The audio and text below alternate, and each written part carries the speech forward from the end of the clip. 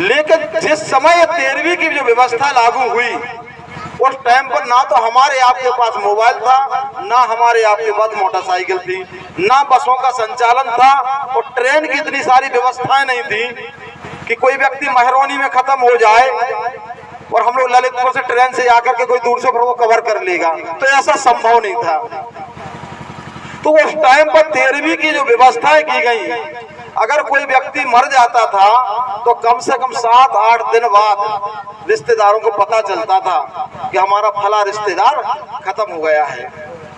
7-8 दिन बाद पता चलता था लोगों को। अब लोग तो आएंगे दुख में, और लोग दुख में आएंगे तो आना जाना लगा रहेगा, आना जाना रहेगा तो लोगों का नुकसान होगा, परिवार का भी नुकसान होगा। प्रतिदिन रिश्तेदार आएंगे, किसी को 3 दिन में पता लगा वो आएगा, किसी को 4 दिन में पता लगा वो आएगा, किसी को 10 दिन में पता लगा वो आएगा। अब अलग अलग दिन से लोग आएंगे तो परिवार को नुकसान होगा।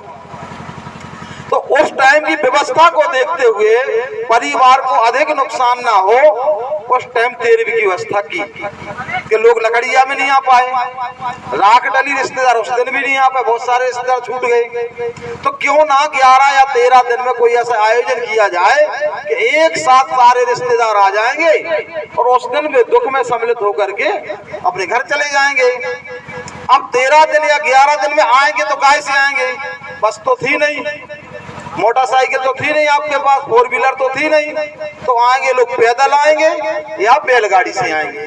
पहले बैलगाड़ी थी, और बैलगाड़ी से आने वाला व्यक्ति, मान लो मैं उत्तम धाना से चला बैलगाड़ी से, तो कम से कम 5-6 घंटे तो लग ही जाएंगे बिरारी आते आते। अब जब 5-6 घंटे लग जाएंगे तो शाम हो जाएगी। जब हम शाम को यहाँ पर दुख में सम्मिलित होने के लिए आएंगे तो तुरंत वापस तो जा नहीं सकते। तो लोग बड़ी मुश्किल से आ पाते थे, पैदल चल के, बैलगाड़ी से चल के वो आते थे, लोग सम्मिलित होते थे। जो लोग रुकते थे उस टाइम पर उनके लिए भोजन की व्यवस्था की जाती थी। जो लोग रिश्तेदार आके रुकते थे उनके लिए भोजन की व्यवस्था की जाती थी। और भोजन की व्यवस्था भी कब होती थी? जब रिश्तेदार आते थे तो कोई 2 प्याली आटा लाता था, कोई दाल लाता था, कोई चावल लाता था, जिसके पास जो होता था वो लेकर के आता था। यानी कि जितना खाना नहीं है उससे 10 गुना अधिक लेकर के आदमी आता था। ये पुराने लोगों ने देखा होगा, कुछ हमने भी देखा है कि लोग 2-2 प्याली अनाज लेकर के, 5-5 प्याली अनाज लेकर के, गेहूं आटा लेकर के आ रहे हैं। तो क्या होता था कि जितने रिश्तेदार वो खाते नहीं थे, उससे महीने 2 महीने को खाने के लिए उस परिवार को व्यवस्था करके जाते थे। तो उस टाइम की ये व्यवस्था थी, उस टाइम की जरूरत थी, उस टाइम इस चीज की आवश्यकता थी कि लोग शाम के आ पाएंगे, वापस जा नहीं पाएंगे, उनको खाने की व्यवस्था करनी पड़ेगी। वो खाने के साथ साथ लोग लेकर के आते थे। तो ये तो उस टाइम की व्यवस्था हुई।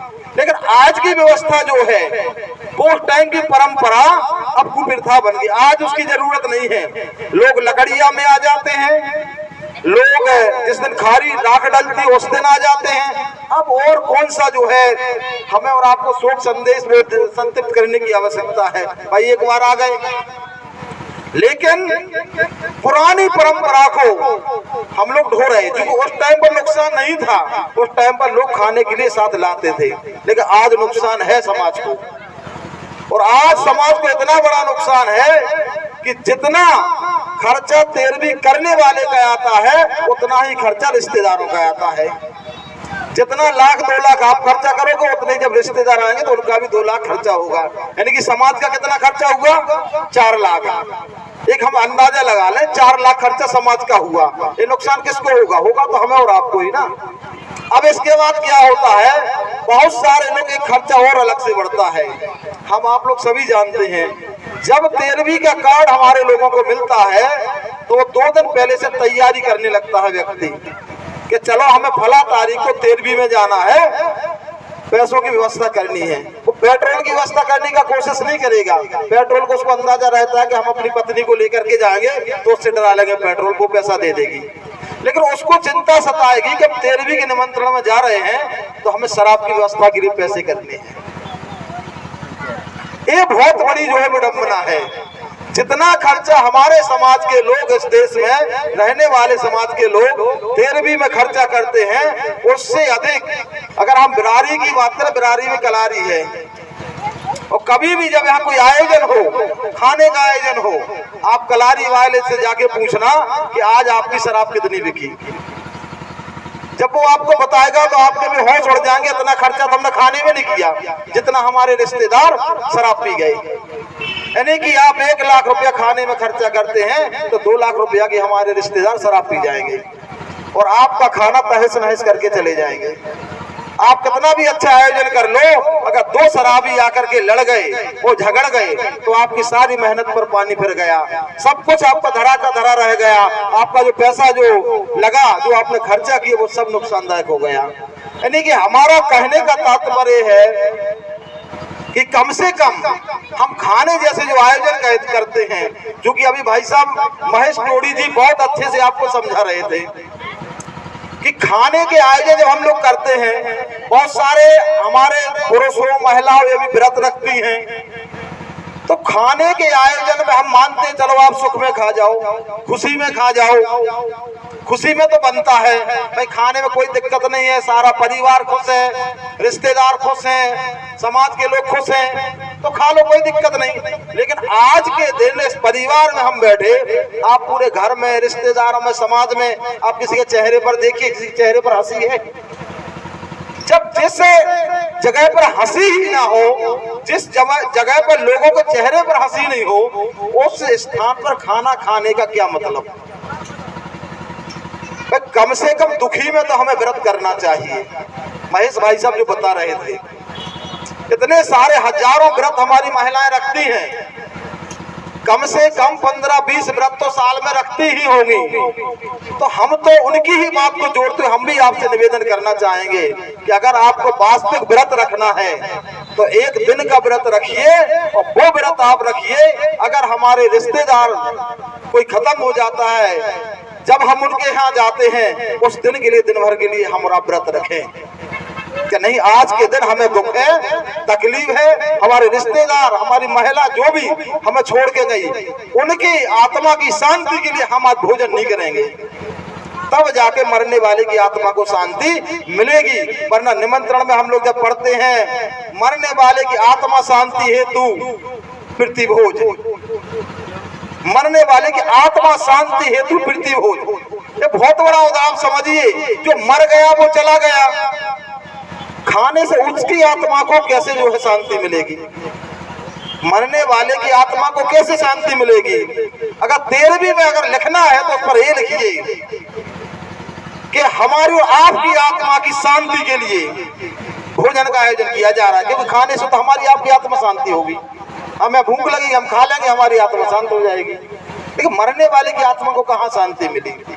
मरने वाले की आत्मा को दुख होता है जब कोई व्यक्ति मर जाए और उसके घर में 13वीं का आयोजन हो, तो हम समाज के 10-5,000, 2,000, 5,000 लोग आके उस परिवार में खाएं और कम से कम 5 साल के लिए उस परिवार को कर्ज में डुबे दें। 5 साल तक वो परिवार उस 13वीं के आयोजन का कर्जा चुकाता रहेगा, और नहीं चुका पाएगा मेहनत मजदूरी करके तो जमीन बेचेगा, और जमीन बेच के भी नहीं चुकेगा। मैंने तो बहुत सारे ऐसे लोगों को देखे, हम आप पढ़ते हैं कि कर्ज में दबाता कोई व्यक्ति ने आत्महत्या कर ली। तो यानी कि लोगों को नौबत मरने पर भी आ जाती है, लोग मर जाते हैं। तो हम आप सभी जो समाज के, जो समाज सेवी, जो बुद्धिजीवी जो चाहते हैं कि कम से कम दुख में भोजन नहीं खाना चाहिए, हमें और आपको संकल्प लेना चाहिए कि दुख में तो हम एक दिन का भोजन नहीं करेंगे। ये संकल्प लेना चाहिए। जब हम सब लोग संकल्प लेंगे तो निश्चित है कि ऑटोमेटिक जिनको करना भी होगा वो भी देर भी नहीं करेगा कि भाई किसी को खाना ही नहीं है, हम करें क्यों। अब लोगों को मजबूरी में करनी पड़ती है।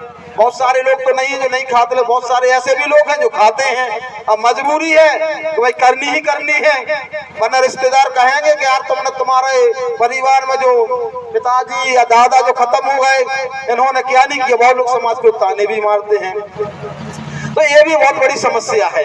तो समाज के लोगों से ये भी अनुरोध है कि ताने मारना भी बंद करें। बहुत से गाँवों में ऐसा होता है, परिवार के लोग मान जाते हैं मैं 13वीं नहीं करनी है, लेकिन कुछ घंटों बाद उसी मोहल्ले, उसी गांव के लोग पहुंचते हैं, अरे यार तुम्हें तो 13वीं करनी पड़ेगी, भाई तुमने खाओ तो है समाज में। तो उस दबाव के कारण लोगों को तेरवी करनी पड़ती है। तो ऐसी कुप्रथाओं को खत्म करने के लिए सभी को आगे आना पड़ेगा, क्योंकि बहुत सारे लोगों को हमें आपको सुनना है। बहुत अच्छे समाज सेवी यहाँ पर बैठे जो हमें और आपको काफी समाज के उत्थान हेतु बातें बताएंगे।